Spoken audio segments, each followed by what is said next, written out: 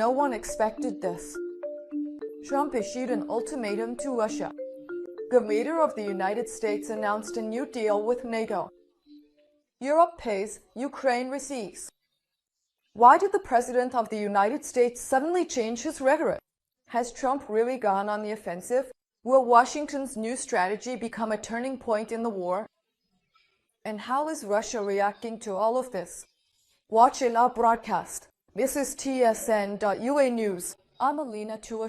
Subscribe to our channel and give us a like. Now, let's get to the main story. On July 14th, Donald Trump announced an agreement between the US and NATO under which deliveries of American weapons to Ukraine will be paid for by European allies. Trump stated his intention to impose very strict tariffs, 100% secondary tariffs, against Russia if a ceasefire agreement in Ukraine is not reached within 50 days. These tariffs will likely apply to Russian oil and could be extended to countries that purchase it, such as China and India, which would mark a significant shift in Western sanctions policy. The US leader criticized Vladimir Putin for bombing civilian targets and continuing the war, noting that Putin talks a good game, but then bombs everyone at night. He also shared that it was actually First Lady Melania Trump who convinced him of the Kremlin leader Putin's inconsistency regarding a peace deal with Ukraine. Trump said that after very pleasant phone conversations with Putin, when he would come home and tell Melania about them, she would react skeptically, pointing out the latest Russian attacks on Ukrainian cities. In particular, there was an instance when Melania told him about an attack on a nursing home. The Times writes that these conversations and Melania's influence may have been one of the factors that led to a change in Trump's policy. Moreover, the media notes that Trump's wife became an ally of Zelenskyy in the White House. Melania's sympathies toward Ukraine are not surprising since she grew up in the former Yugoslavia, where there was never any fondness for Russia. The First Lady regularly reminds her husband about the victims of Russian airstrikes on Ukrainian cities. The US leader expressed disappointment with the actions of the Russian dictator and also announced plans to provide Ukraine with billions of dollars worth of weapons, which will be purchased by NATO. He specifically mentioned the supply of Patriot missiles to Ukraine, which Ukrainians desperately need for their defense. Taken together, these steps represent a fundamentally new approach to the conflict, from which Trump has tried to distance himself since taking office in January. NATO Secretary General Mark Rutte confirms that an agreement has been reached between the alliance and the US regarding the supply of military equipment to Ukraine. According to him, the Ukrainian army could receive a huge amount of weapons under this agreement. Rutte emphasized that European countries want to be part of this process and that Europe is stepping up in financing Ukraine's defense needs. He agreed with Trump's view that Europeans should pay for weapons for Ukraine. He noted that this is only the first wave of military aid to Kyiv. Rutte also advised Putin to reconsider his approach to negotiations with Ukraine in light of the latest news from Washington. Rutte called Vienna's agreement a turning point. He named several countries, including Germany, Finland, Denmark, Sweden, and Norway, as potential suppliers of new equipment. After that, the president of Ukraine spoke with Trump and Rutte. He reported that he discussed with the US leaders the means and solutions to provide more protection for people from Russian strikes and to strengthen Ukraine's positions. Also, according to the president of Ukraine, they agreed to call each other more often and coordinate their actions. In addition, the leader of Ukraine reported that America, Germany, and Norway are already working on transferring Patriot air defense systems. For his part, Donald Trump expressed his impression with Europe's willingness to take on part of the burden of the war. There is a lot of spirit in Europe for this war. When I first got involved, I really didn't think so, but their level of fighting spirit is impressive, noted the US leader. Meanwhile, there is already a first reaction from Russia. Deputy Chairman of Russia's Security Council, Medvedev, responded to US President Donald Trump's ultimatum regarding the imposition of tough sanctions against Russia if a peace agreement is not reached within 50 days. Medvedev believes that Trump issued what he called a theatrical ultimatum to the Kremlin. The world shuddered, awaiting the consequences. Militant Europe was disappointed. Russia didn't care, he wrote.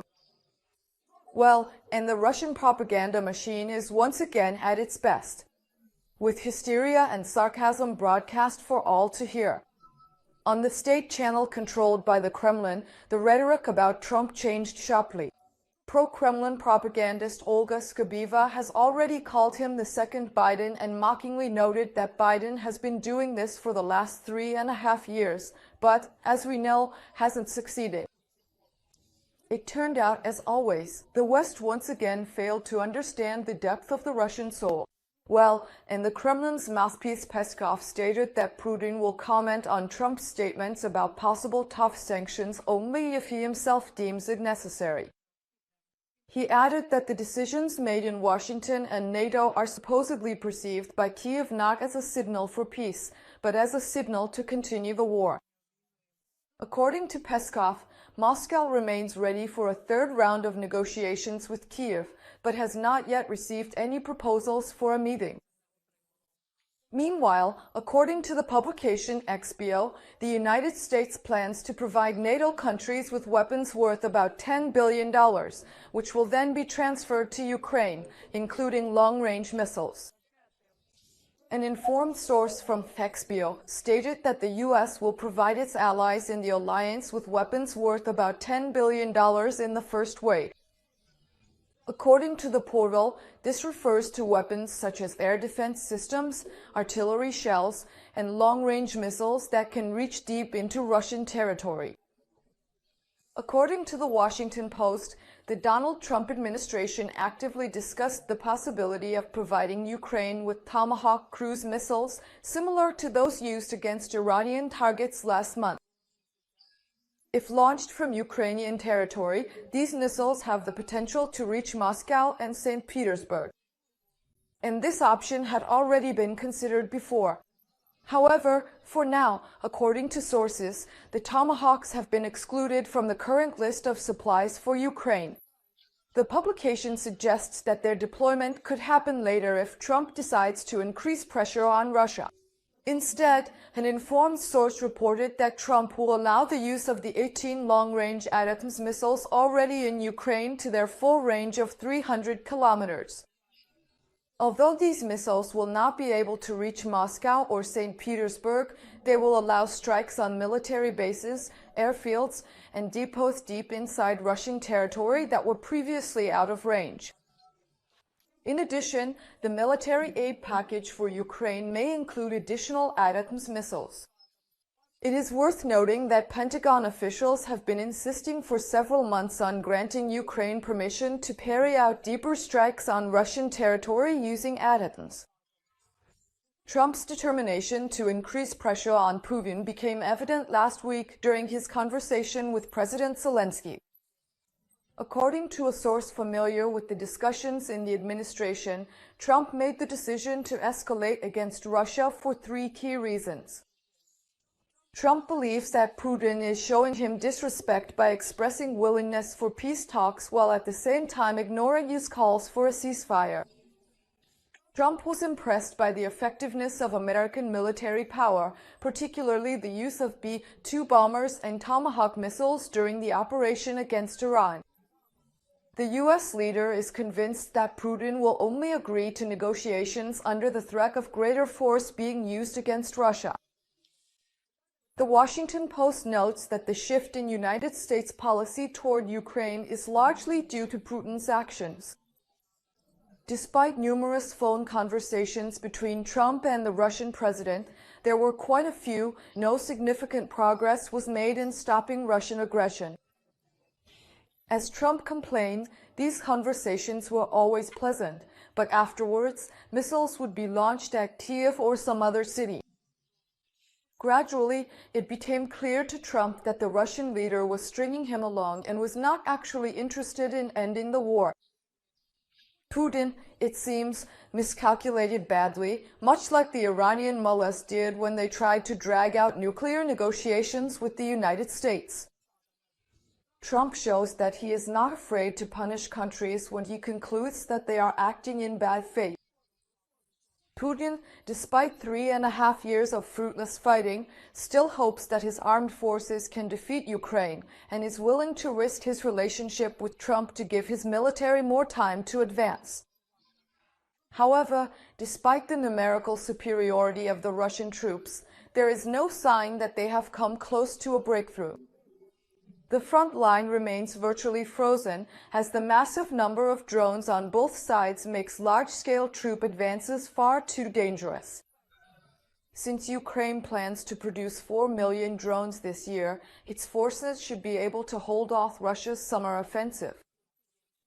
The biggest risk for Ukraine in recent months has been the potentially dangerous depletion of its air defense munitions, which has allowed massive Russian drone and missile attacks to inflict significant damage on Ukrainian cities. Air bombardments are unlikely to win the war for Russia. Historical experience with airstrikes, dating back to World War II, shows that they generally strengthen rather than undermine the will to resist. But they can result in the deaths of many civilians. However, now Trump's statements that the United States is providing more ammunition for air defense among other weapons should reduce the threat of Russian air attacks. This is a great start from Trump, but if he wants to bring the war to an end, he needs to do more, the publication writes. The most important step, apart from imposing sanctions against Russia much more quickly, would be to provide Ukraine with the frozen Russian funds held in the West. Of course, the idea that Trump would confiscate the frozen Russian funds still seems unlikely. But until July 14th, it also seemed unlikely that Trump would provide Ukraine with any further assistance. Political scientist Vadim Denisenko believes that the reaction of the Ukrainian expert community to Donald Trump's recent statements was prematurely emotional. The new initiative from the American president, namely, to provide Ukraine with weapons in exchange for an attempt to force Russia to come to the negotiating table, sparked a wave of criticism. But, according to Denisenko, not so long ago these same critics were up in arms over the fact that there were no weapons at all. As for the sanctions and Senator Grant's bill, which many are pinning their hopes on, it is unlikely to be implemented in its current form. Its adoption would require a conflict between the United States and India and China, something Washington is not prepared for. According to the analyst, the Trump administration is instead betting on a more cautious energy strategy. A gradual increase in oil production by the Persian Gulf is expected, while Russia has already reached its peak and it's unlikely to surpass it. The US is also waiting for Europe to introduce new restrictions on the price of Russian oil in order to strike at Moscow by proxy. According to Denisenko, it is unrealistic to completely push Russia out of the oil market.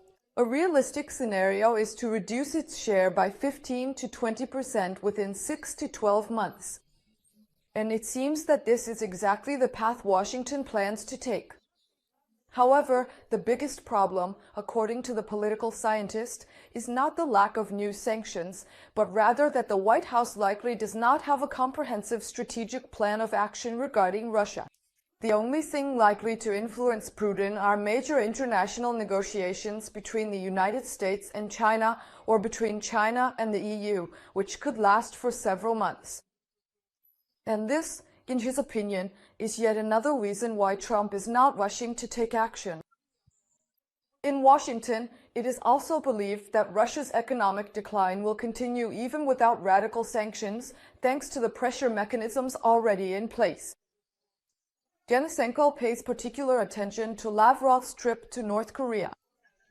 The details of the agreements between Moscow and Pyongyang are still unknown, but they could become a new and unpredictable factor in the escalation. But will such actions by Trump stop the Russian-Ukrainian war? Share your thoughts in the comments below this video. Stay with TSN.ua so you don't miss the main news. and I'll see you in the next episodes.